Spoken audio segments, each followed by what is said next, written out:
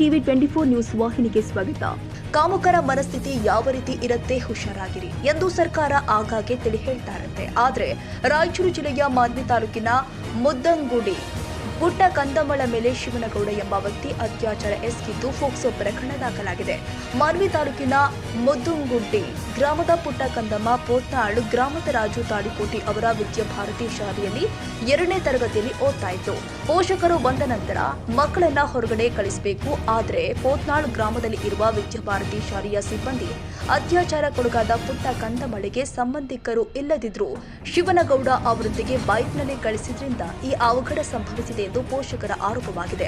ಅತ್ಯಾಚಾರಕ್ಕೊಳಗಾದ ಪುಟ್ಟ ಕಂದಮಳನ್ನ ಪೋಷಕರು ಮಾನ್ವಿ ತಾಯಿ ಮತ್ತು ಮಕ್ಕಳ ಆಸ್ಪತ್ರೆಯಲ್ಲಿ ಚಿಕಿತ್ಸೆ ಕೊಡಿಸಿ ರಾಯಚೂರು ರಿಮ್ಸ್ ಆಸ್ಪತ್ರೆಗೆ ದಾಖಲಿಸಿದ್ದಾರೆ. ಪೊಲೀಸ್ ಇಲಾಖೆ ಸಿಬ್ಬಂದಿ ತನಿಖೆ ಮಾಡಿ ಆರೋಪಿ ಶಿವನಗೌಡನನ್ನ ಬಂಧಿಸಿ ಮಾನ್ವಿ ಠಾಣೆಯಲ್ಲಿ ಫೋಕ್ಸೋ ಪ್ರಕರಣ ದಾಖಲಿಸಿದ್ದಾರೆ.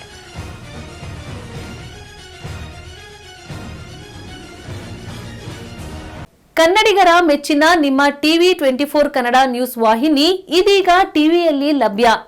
ಕರ್ನಾಟಕ ಮತ್ತು ದೇಶ ವಿದೇಶದ 360 ಡಿಗ್ರಿ ಸುದ್ದಿ ಹಾಗೂ ಉತ್ತರ ಕರ್ನಾಟಕ, ಬೆಳಗಾವಿ, ಬಾಗಲಕೋಟೆ, ಧಾರವಾಡ, ಹಾವೇರಿ, ಗದಗ, ಬಿಜಾಪುರ ಜಿಲ್ಲೆಯ ಕ್ಷಣ ಕ್ಷಣದ ವಿವರವನ್ನ ಪಡೆಯುವುದಕ್ಕೆ ಟಿವಿ 24 ಕನ್ನಡ ನ್ಯೂಸ್ ವಾಹಿನಿಯನ್ನ ಲೈಕ್ ಮಾಡಿ, ವಿಡಿಯೋಗಳನ್ನ ಶೇರ್ ಮಾಡಿ, ಕಮೆಂಟ್ ಮಾಡುವ ಮೂಲಕ ನಮ್ಮ ವಾಹಿನಿಗೆ ಸಹಕಾರ ನೀಡಿ ಮತ್ತು ಚಾನೆಲ್ ಅನ್ನ ಸಬ್ಸ್ಕ್ರೈಬ್ ಮಾಡಿ. Thank you.